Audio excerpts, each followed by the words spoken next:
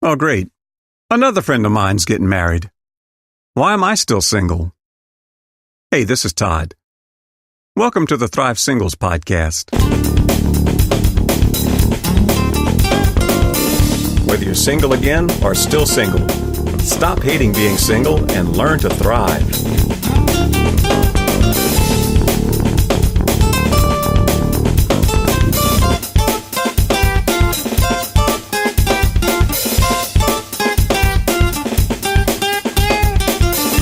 And welcome back to another week of the Thrive Singles podcast. This week's episode is brought to you by me, Todd at Thrive Singles Podcast. As always, thank you so much for stopping by.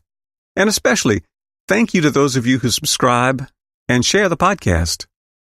If you'd like to help out a little more, consider giving the Thrive Singles podcast a good review on which platform you listen on.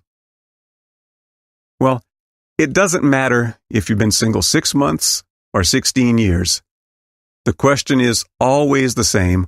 Why am I still single? Everyone else makes it look so easy. It seems like I'm the only one struggling this much and staying single this long. Sometimes it's true. There are people who just make it look easy. They always seem to have a date, and when they don't, they have something cool going on with their friends. Other times, things are not as they appear. Your perception is that they're doing great, but actually, in private, they're struggling just like you. But enough about them. What about you? Why are you still single?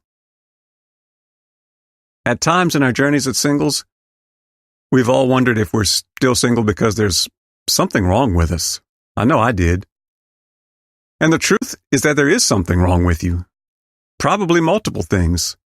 Same goes for me. But the truth is that there are also multiple things wrong with the people that you think make it look so easy. Nobody is perfect.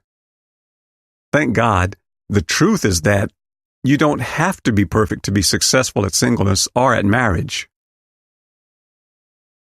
Also, your problems are probably not irreparable.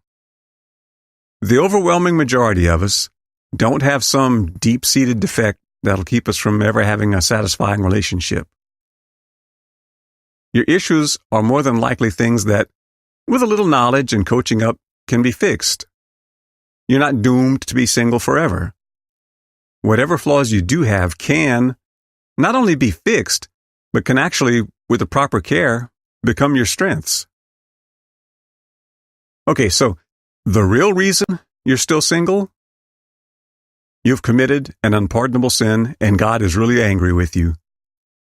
It wasn't a sin quite bad enough to warrant smiting you, so he just banished you to the joyless land of forgotten singles, where there's weeping and gnashing of teeth.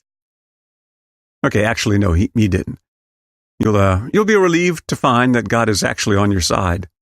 In fact, He's merciful, He's quick to forgive, and He loves to give good things to His children. You just have to stop working against Him and learn how to work with Him and do things His way. It's important to realize that God is not all vengeance and wrath. He's also mercy, grace, and compassion. Those traits even extend to places you'd never believe possible. Whatever it is you think God is punishing you for, confess it, repent of it, and know that He loves you. That's His nature. Most people believe they're still single because they haven't found the right person yet. A lot of times, this is closely linked to the myth that there's one special person out there just for you. Be sure you go to thrivesingles.com and check out my post on that, the myth of the one. If that's what you believe, I have good news for you. It's not true. There are many people with whom you could be happily married. That being said, maybe you haven't found someone you could see yourself being married to. Maybe you live somewhere where there's a limited pool of prospects. Or maybe you, like me, are just hard to match. But here's more good news. There are now over 7 billion people alive on planet Earth. That's billion with a B. Slightly more than half of them are male, slightly less than half are female. That gives you a pool of about 3.5 billion possible matches, give or take a few 100,000. So don't give up just yet. Another possibility is that you have met many suitable mates over the course of your adult life. You just didn't realize it.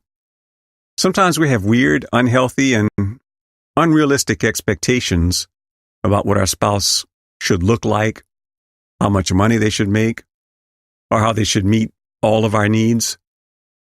You could be interacting regularly with someone with whom you could be very happily married, but you don't see it because of your warped expectations. Okay, so don't start thinking about different people in your head right now and start looking at people funny. I'm not saying your perfect match is already there. I'm just saying, who knows? They could be. Maybe you haven't met a good match yet, but maybe it's your way of looking at people, your expectations, and your list of qualifications that need to be adjusted. Okay, now on to what's usually the real crux of the matter.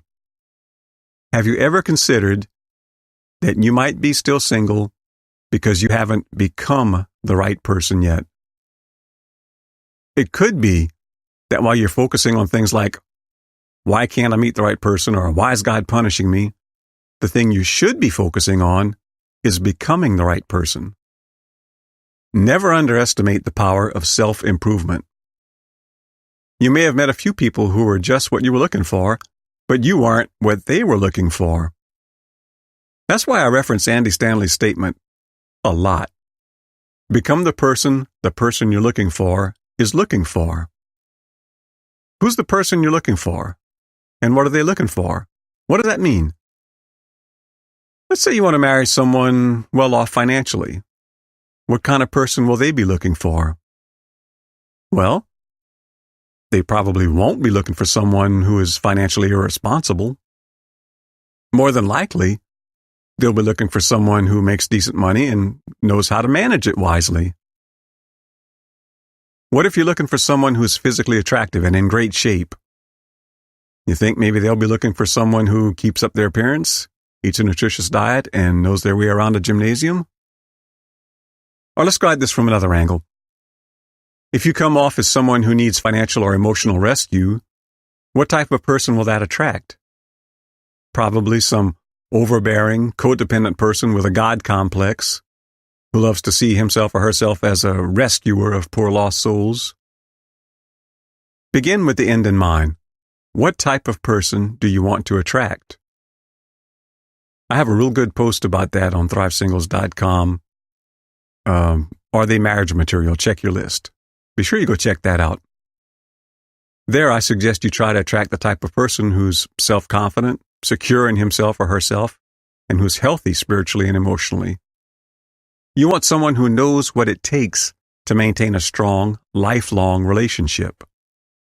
So with that in mind, what type of person should you become? Exactly. Look, I don't know you.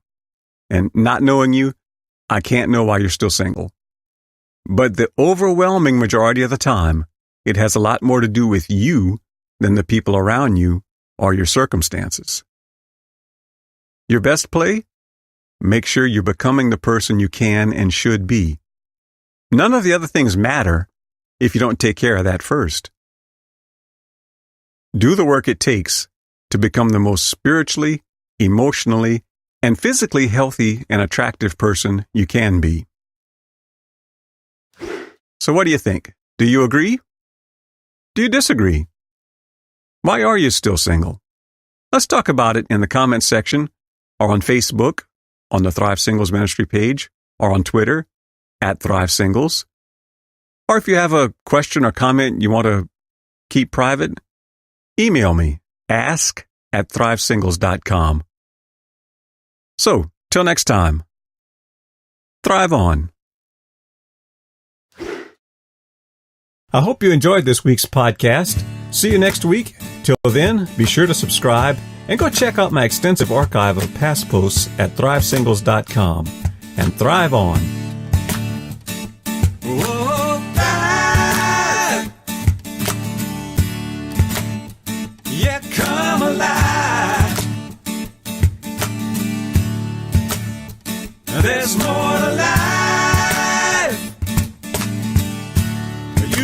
to grow, you gotta thrive. Whoa, whoa, you gotta thrive. There's more to life than to just survive.